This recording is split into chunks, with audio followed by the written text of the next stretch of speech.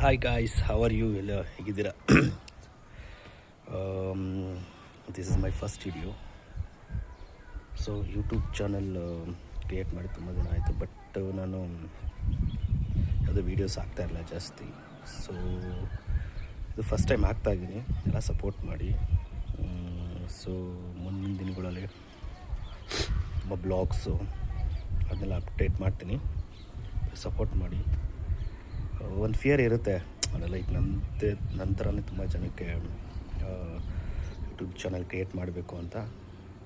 But ಅವ್ರಿಗೋಸ್ಕರ ನನ್ನ ಕಡೆಯಿಂದ ಒಂದು ಹೆಲ್ಪ್ ಆಗಬೇಕು. ಸೊ ನಮಗೂ ಒಂದು ಫಿಯರ್ ಇತ್ತು.